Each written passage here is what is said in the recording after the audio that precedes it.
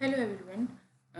In the last video, we started a topic God and evil or the problem of evil in the context of H.J. McCloskey. हमने कल discuss किया कि actually में मैक्लॉस्की किस problem के बारे में बात कर रहे हैं। वो बात कर रहे हैं कि गॉड का ओमनिशिएंट ओमनीपोटेंट होना और इस दुनिया में ईवल का होना, ये दोनों चीज़ें लॉजिकली कंसिस्टेंट नहीं हैं। ये लॉजिकली इम्पॉसिबल है, क्योंकि अगर गॉड ओमनिशिएंट ओमनीपोटेंट है तो वो ईविल को ख़त्म कर सकता है। और हमने पढ़ा two type of evil, physical evil and moral evil. इसके बाद ये दो इविल पढ़ने के बाद then we discussed about proposed solution to the problem of physical evil and its criticism कि थीस्ट ने क्या क्या सॉल्यूशन दिए हैं और उसको मैक्लॉस्की ने कैसे क्रिटिसाइज किया है। ये हमने कल स्टार्ट किया था और हमने इसके दो पॉइंट पढ़े थे। First was physical good is impossible without physical evil, कि फिजिकल गुड के एग्जिस्टेंस के लिए फिजिकल इविल को भी मानना पड़ेगा। And then second solution was physical evil is God's punishment for sin, कि फिजिकल इविल क्या है कि जो लोग पाप करते हैं उनको पनिशमेंट दिया जाता है। ठीक है। थर्ड जो हम आज करेंगे, कल हमने सेकंड पॉइंट तक किया था। So third solution is physical evil is God's warning to man, कि फिजिकल इविल क्या है, एक ईश्वर की चेतावनी है। In the case of physical calamities it is argued that serve more and which compensate the physical evil they cause. तो कि वो कहते हैं कि फिजिकल इविल दिखा के ईश्वर आपको एक तरह से ये डराता है, जैसे कि नेचुरल कैलेमिटीज़ हो गई है ना, बड़ी बड़ी डिसीजेज हो गई, कि आप कहीं ना कहीं वो गलतियां ना करो जो आप कर रहे हो, या अगर आप मेरी तरफ नहीं आ रहे हैं, आप को अपनी तरफ बुलाने के लिए भी गॉड की एक ये वार्निंग होती है। तो इसकी क्रिटिसिज्म क्या है, natural calamities does not necessarily turn people to God. ऐसा नहीं है कि नेचुरल कैलेमिटी से डर कर लोग ईश्वर की तरफ मुड़ने लगेंगे। वो कहेंगे कि इसका तो कोई सोल्यूशन है नहीं, सिर्फ ईश्वर ही इसको ठीक कर सकता है, तो हम ईश्वर की तरफ जाते हैं। But it presents the problem of evil in acute form. देखा जाए तो ये प्रॉब्लम ऑफ इविल को और बढ़ा देता है। And the problem of evil is the reason why turn away why people turn away from religion more than any other cause। even इसका उल्टा होता है कि लोग इतना दुख, इतना सफरिंग देख के, जो लोग मान लो भक्त भी होते हैं ना, बहुत ज़्यादा ईश्वर की पूजा करते हैं, तो वो भी कहीं ना कहीं पीछे हट जाते हैं कि भाई मैं तो इतने सालों से पूजा कर रहा हूँ फिर भी मेरे दुख खत्म नहीं हो रहे हैं, है ना, कोई ईश्वर नहीं। उनका विश्वास डगमगा जाता है, उनका फेथ कहीं ना कहीं वीक हो जाता है। और ऐसे पर्सनल लाइफ में मैंने बहुत लोग देखे हैं कि जो 9-9 घंटे, जिसको हम नवधा भक्ति बोलते हैं, 9-9 घंटे ईश्वर को याद किया करते हैं, उनकी पूजा किया करते थे, और आज वो एथीस्ट हैं। उनका विश्वास खत्म हो चुका है, क्योंकि उनकी पेन और सफरिंग खत्म होने की बजाय बढ़ते ही जा रहे हैं। So the problem of evil is reason why people turn away from religion or God more than any other cause. Why would one expect a benevolent God to adopt the use of physical evil to achieve reverence? क्यों कोई याद करेगा कि जब उसकी physical evil खत्म ही नहीं हो रही है, बदले में मिल ही जा रही है। Why there are less evil method when there are less evil method available to him like miracles और special revelation। वो कहते हैं कि अगर ये ईश्वर की वार्निंग है तो आप कम बुरा मेथड भी तो यूज कर सकते हैं, आप चमत्कार भी तो कर सकते हैं, मिरेकल भी तो कर सकते हैं, आप स्पेशल रेवलेशन मतलब जैसे कि स्क्रिप्चर्स होते हैं या कोई और चीज होती है, आप वो भी तो कर सकते हैं, because you are omnipotent omniscient and perfectly good. तो आप ये भी तो कर सकते हैं. Now, next solution is evil are result of operation of laws of nature or natural law. ठीक है. तो कहते हैं कि evil क्या है. evil कुछ नहीं, जो नेचुरल लॉ है, जो प्राकृतिक नियम है, उनका एक रिजल्ट है. So this argument is usually used to account for animal suffering and physical calamities. Theists argue that non-occurrence of these evil would involve either continual intervention by God in a miraculous way, contrary to his own natural law. So the point is, वो कहते हैं कि अगर natural law में अगर ईश्वर intervention करने लगे, ठीक है, कि अगर नेचुरल कैलेमिटीज़ नहीं आ रही हैं, इसका मतलब है कि ईश्वर अपना मिरेकल दिखा रहे हैं.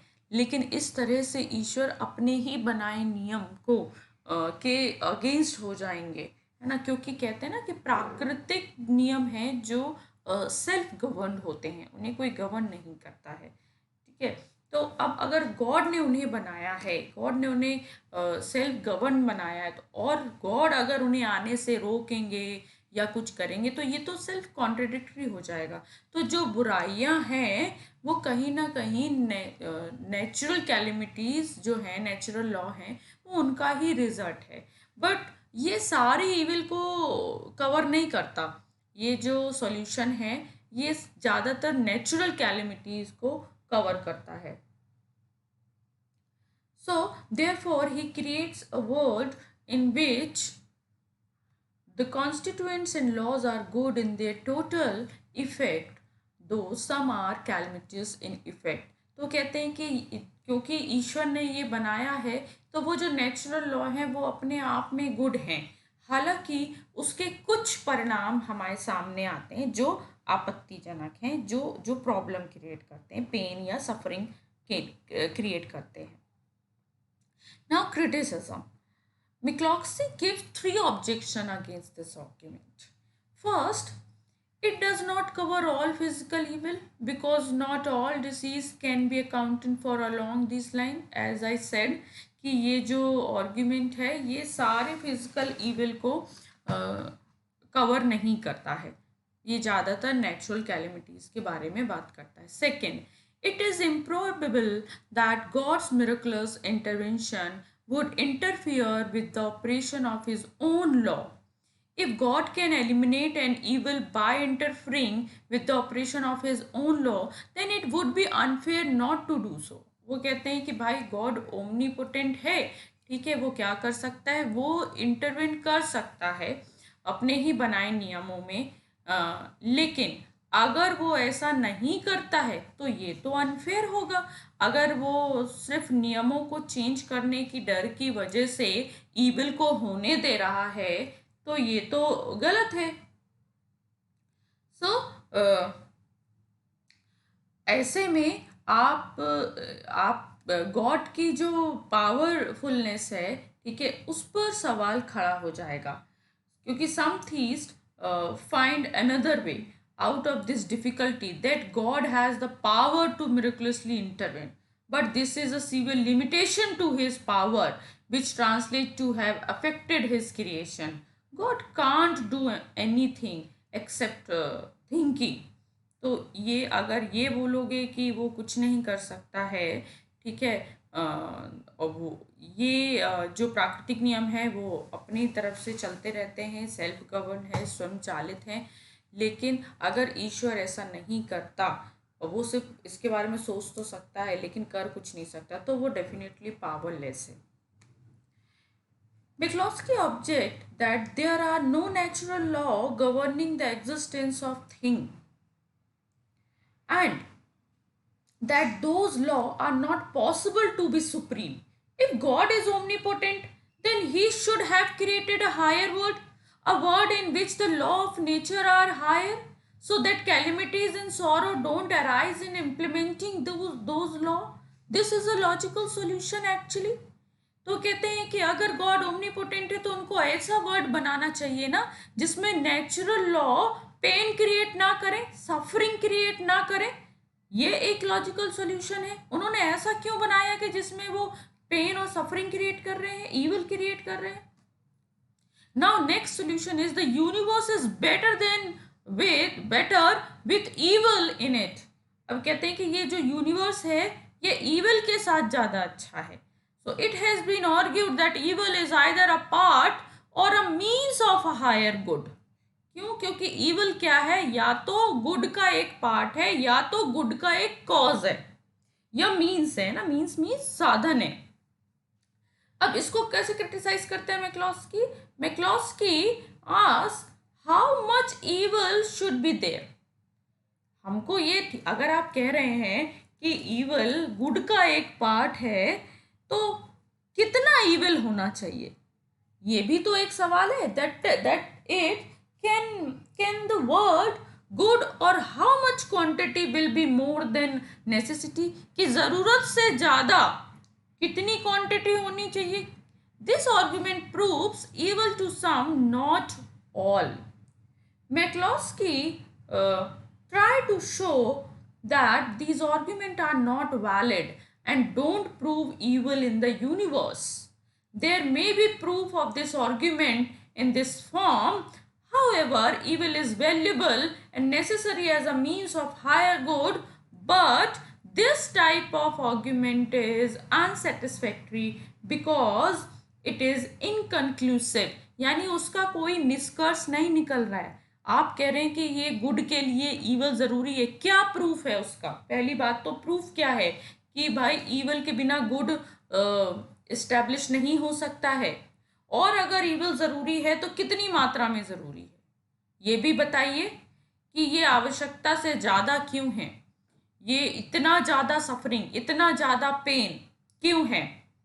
तो देखा जाए तो थीस ने जो आर्गुमेंट दिया है उसका कोई कंक्लूजन नहीं निकल रहा है.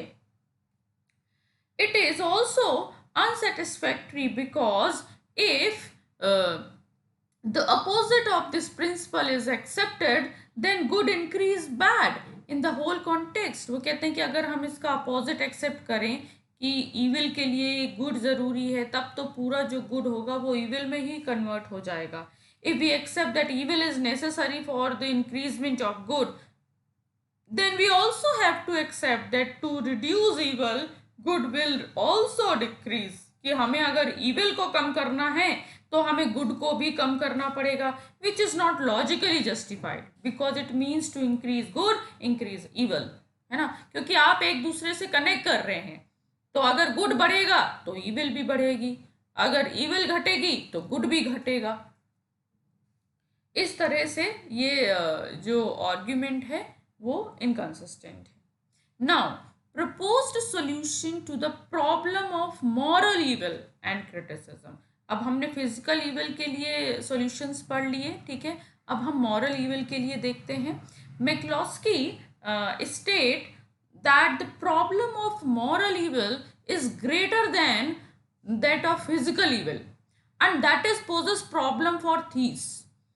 कि मॉरल इविल और भी ज़्यादा प्रॉब्लम क्रिएट करती है. Moral evil means to violate the law of God.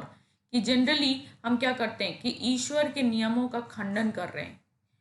कि अब जैसे कि हमने मॉरल इविल में पढ़ा था कि उसमें कहीं ना कहीं वो ह्यूमन का विलफुल एक्ट होता है.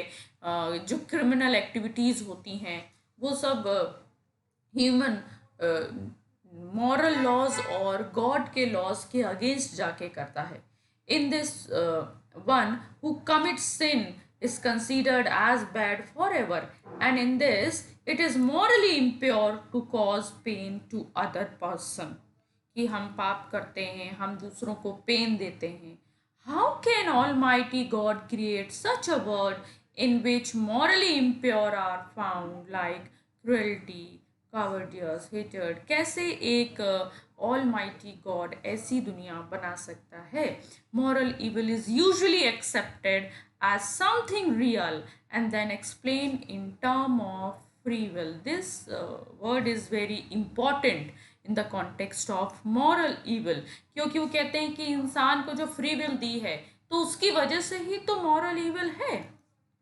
So, the two main solutions given to this question related to free will into the fact that moral evil is a consequence of free will.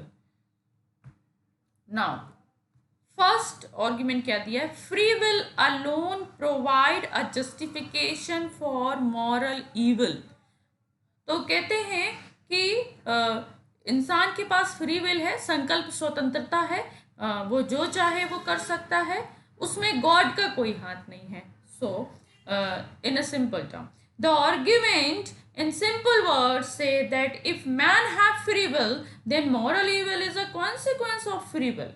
The theist argue that God creates man with the gift of free will, but man choose to sin. वो कहते हैं कि ईश्वर ने तो आपको एक तोहफा दिया था फ्री विल का, लेकिन आपने क्या चूज किया, क्रिमिनलिटी, सिन, है ना, negativity. God could not prevent the latter possibility without denying free will. जब तक फ्री विल को आप डिनाई नहीं करेंगे, आप मॉरल इविल से नहीं बच सकते, और फ्री विल ईश्वर ने दी है। So hence God is not author of sin. इसलिए गॉड ने कोई मॉरल इविल क्रिएट नहीं की है। The value of free will justify the evil and come into being as a result of misuse by man of his free will, कि जो इंसान को फ्री विल मिली है वो उसका मिसयूज कर रहा है, और इसलिए मॉरल इविल है दुनिया में। अब मैक्लॉस्की इसको क्रिटिसाइज करते हैं। McCloskey counters this argument with specific criticism which are fatal to their claim to be real solution. First, the argument is based on free will hypothesis. ठीक है, एक कल्पना पे, एक संकल्पना पे ये आर्ग्यूमेंट बेस्ड है, और वो क्या है, that all man should always will what is evil, है ना, कि ये तो ऐसा हो गया कि अगर मैन को संकल्प स्वतंत्रता मिली है, फ्री विल है, तो वो हमेशा वही करेगा जो बुरा है। आप ऐसा मान रहे हैं, बट ऐसा तो नहीं है।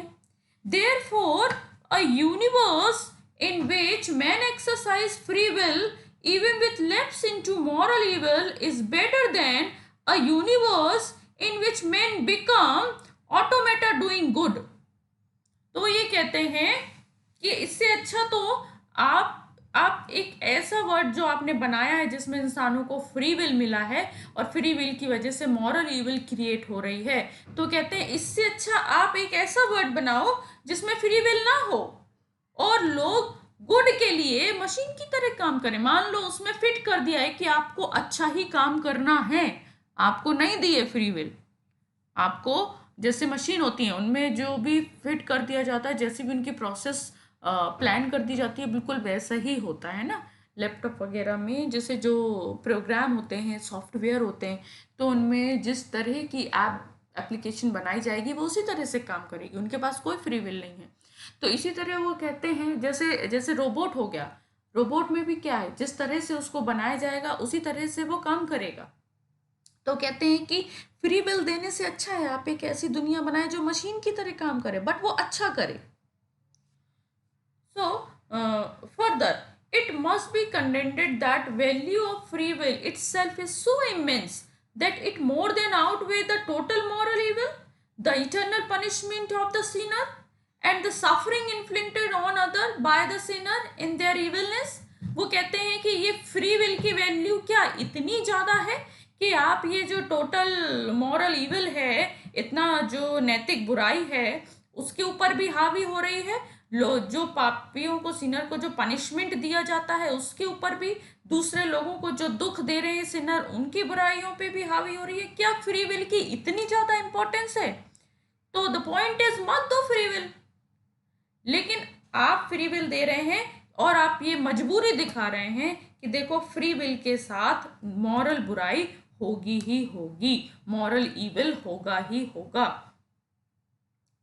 So, how can we justify the value of free will? ये कैसे वैल्यूबल हुआ?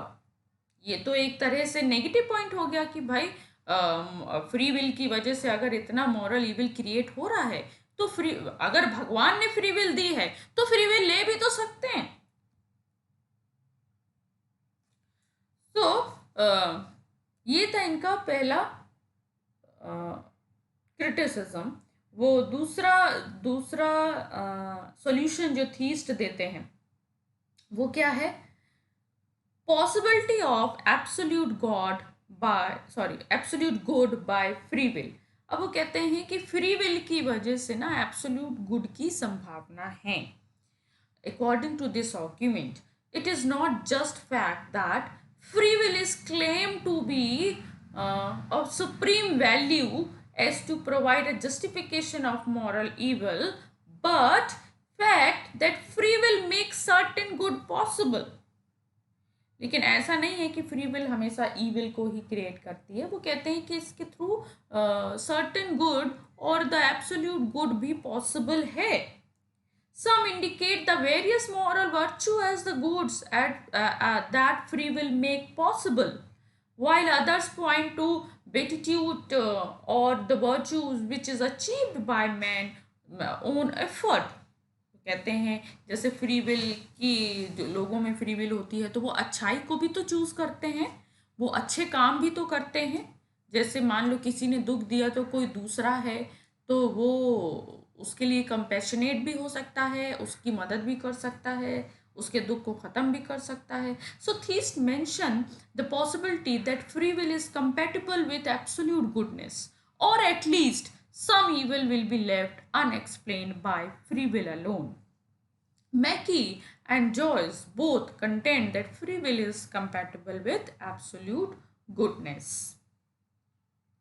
Mackey argue that if it is not possible for God to give free will to man and same time ensure that no moral evil is committed, then he cannot really be omnipotent. तो अगर God ऐसा करेंगे कि वो free will भी man को दे रहे हैं और उसी टाइम पे मॉरल इविल भी ना हो, तो ये दोनों एक दूसरे को कॉन्ट्रडिक्ट करेंगे, है ना, इसलिए वो पॉसिबल नहीं है।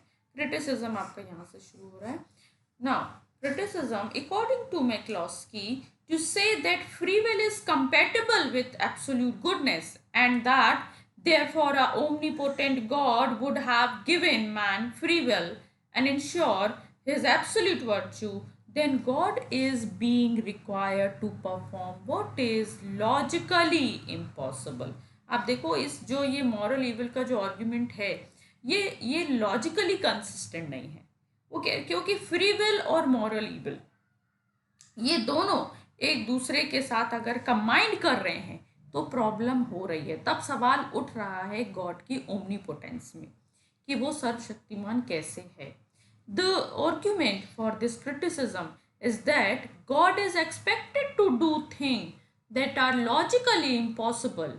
अब वो ये आर्ग्यूमेंट के अगेंस्ट, जो मैक्लॉक्सी ने उसको क्रिटिसाइज किया, उसके अगेंस्ट थीस्ट का ये कहना है कि आप ईश्वर से वो इच्छा कर रहे हैं जो पॉसिबल नहीं है। It has been argue that it is logically impossible to meet free will and absolute good, therefore there is no lack of omnipotence in God in any sense. वो कहते हैं कि इसलिए वो गॉड की ओमनीपोटेंस पे सवाल नहीं उठ रहा है, क्योंकि वो जो दो चीज़ें हैं वो लॉजिकली इम्पॉसिबल हैं। ये थीस्ट अपने आप ही मान रहे हैं कि वो लॉजिकली ही इम्पॉसिबल हैं, और इसका मतलब ये नहीं है कि गॉड ओमनीपोटेंट नहीं है, वो ओमनीपोटेंट है। McCloskey says that even then the question remain before us. क्या क्वेश्चन रहता है? Which option is more desirable, moral evil and physical evil which are the result of free will, or that specific will which is adjusted with complete auspiciousness। वो कहते हैं कि देखो option क्या ज़्यादा अच्छा है कि हम फ्री विल के साथ मॉरल और फिजिकल इविल को एक्सेप्ट करें या फिर हम स्पेसिफिक विल के साथ गुडनेस को एक्सेप्ट करें, है ना, गुडनेस हो भले ही फ्री विल ना हो। देन एक और सोल्यूशन है कि free will is compatible with less moral evil, कि फ्री विल क्या है? कम नैतिक बुराई से जुड़ी है। So man don't always choose what is evil. वो कहते हैं कि इंसान हमेशा वो चूज नहीं करता जो बुरा है। And it may be argued that free will is compatible with less moral evil. God creates man in such a way that he has a propensity for good and leave the possibility of evil. वो कहते हैं कि ईश्वर ने इंसान को बनाया ही ऐसा है, कुछ इस तरह का नेचर बनाया है कि वो गुड को स्टैब्लिश करता है और वो जो बुराई की संभावना होती है वो या तो बहुत कम होती है या वो खत्म हो जाती है। Thus, the inclination for good is adjusted with free will. Apart from this, an Almighty God controls the world in such a way that practice of evil is less in it. वो कहते हैं कि ऊपर से God इस word को इस तरह से कंट्रोल करता है कि जो बुराई है उसकी प्रैक्टिस कम रहे।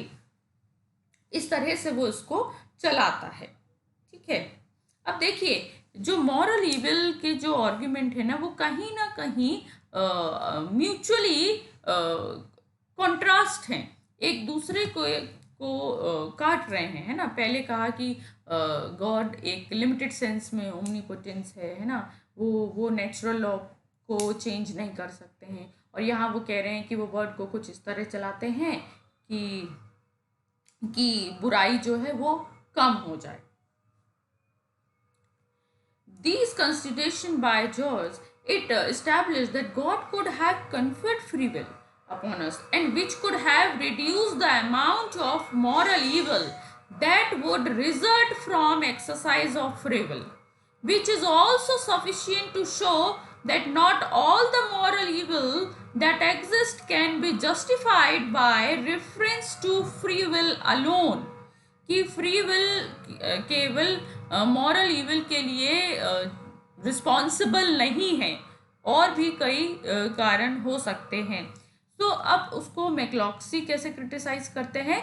मैक्लॉक्सी says that both of these conclusions are critical in that all moral evil can not be justified only by freedom of will और free will, that absolute goodness is compatible with freedom of will. ये दो जो argument दिए हैं theist ने, the argument of free will से that it is not free will but the value of good achieved through free will that is to be so great as to provide a justification for moral evil. He gave two specific criticism against second solution proposed by theist. तो वो क्या कहते हैं, ये जो दो argument दिए गए थे वो इनके अगेंस्ट में दो क्रिटिसिज्म देते हैं। First is the second argument simply lack proof and in a manner is incomplete, and that it is now necessary for it is to be supplemented by a proof that those who practice moral virtue and who attain bliss are superior to those who inflicted material ills. वो कहते हैं इसका proof चाहिए ना कि जो लोग practice कर रहे हैं मॉरल वर्च्यूज की, ठीक है, वो कैसे अफेक्टेड हैं ईविल के थ्रू, है ना, ये तो आपको बताना पड़ेगा।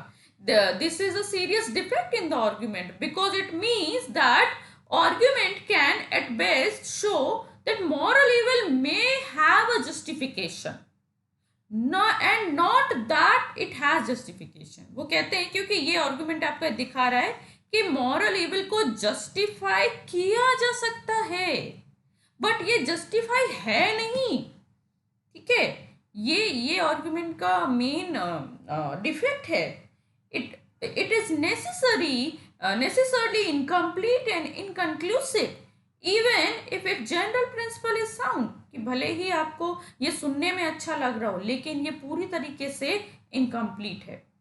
This second argument is designed also to avoid the other difficulty to the first argument, and that free will may be compatible with no evil and certainly with less evil. ठीक है, ये जो आर्ग्यूमेंट दिया था कि no evil या less evil के साथ फ्री विल कंपेटेबल है, तो theist reasoning indicates that greater the struggle the higher the victory, the higher the virtue and better the outcome and the higher the word. वो कहते हैं कि ये थीस्ट का रीजनिंग है कि जितना ज़्यादा स्ट्रगल होगा, जीत होगी, है ना, उतनी ऊंची जीत होगी, वर्च्यू गेन करेंगे, एक अच्छा बेटर वर्ड बनाएंगे. So it can be said that God is asking a very high price for good.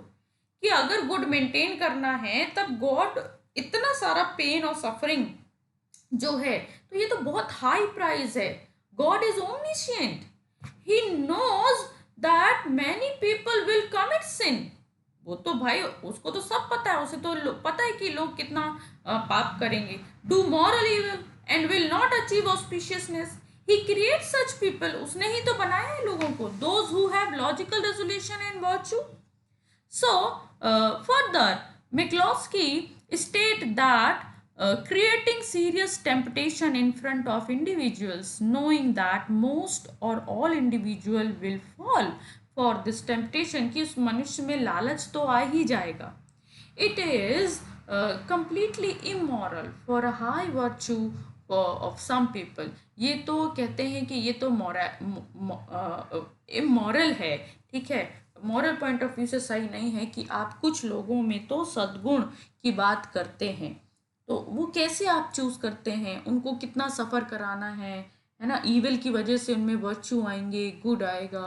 तो ये कैसे, इसका जो मेजरमेंट है वो कैसे होगा. If we can correct our behaviour and save others from great moral conflict and certain misfortune, we should act accordingly. अगर हम दूसरों को बचा सकते हैं तो हमें फिर उसके अकॉर्डिंग काम करना चाहिए. For example, if we don't gamble and don't drink too much, we prevent a person from becoming an inveterate gambling and alcoholic. कि अगर हम नहीं करते तो हम डेफिनेटली दूसरों को बचाएंगे, है ना. So although a person has a freedom to build his character whether he follows the path of evil or good. Now God is faced with a clear decision choice. God की choice clear होनी चाहिए. The higher virtue of some person and the evil of the rest. कि भाई कुछ लोगों में सद्गुण की बात कर रहे हैं और दूसरों में इविल की बात कर रहे हैं, है ना. तो इसमें गॉड की चॉइस क्लियर होना चाहिए, क्योंकि फ्री विल तो उन्होंने सबको ही दिया है. ऐसा तो है नहीं कि चुन चुन के किसी को दिया है और किसी को नहीं दिया है. So both the alternatives don't deny the free will of human being. तो ऐसा है ना कि फ्री विल तो दोनों में ही है. आप बुरा करो उसमें भी, अच्छा करो उसमें भी है. तो फ्री विल तो डिनाई नहीं हो रही गॉड की. वो कह रहे हैं कि गॉड ने अगर फ्री विल दी है तो हम उसे नहीं डिनाई कर रहे हैं, बट कोई बुराई कर रहा है, कोई अच्छाई कर रहा है, इसको कैसे जस्टिफाई करोगे. McCloskey says that this problem makes both argument regarding moral evil fail. If it can also be shown that human don't have free will, then both argument fail again. और अगर आप ये कह रहे हैं कि ह्यूमन के पास फ्री विल नहीं है, तब भी दोनों आर्ग्यूमेंट फेल हो जाते हैं. And if can also be shown that God's omnipotence, even if you are unjusted with good intention, it will fall. कि आप ये बोलो कि ये तो गॉड की ओमनीपोटेंस है और उसको एडजस्ट कर रहे हैं, तो भी ये आर्ग्यूमेंट फेल होगा, क्योंकि ओमनीपोटेंस पे सवाल उठ गया, है ना.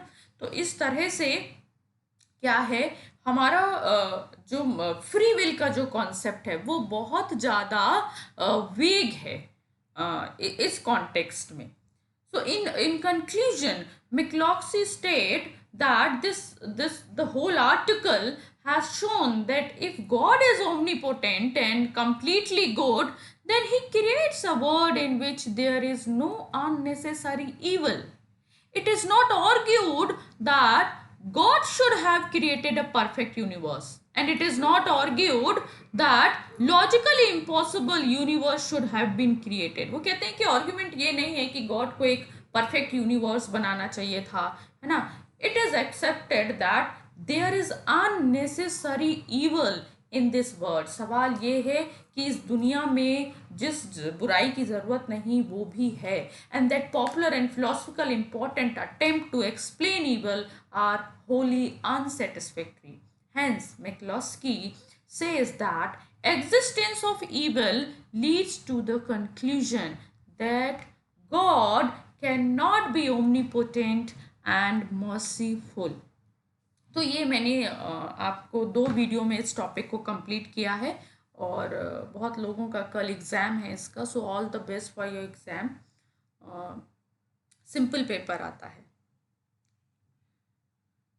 Thank you so much.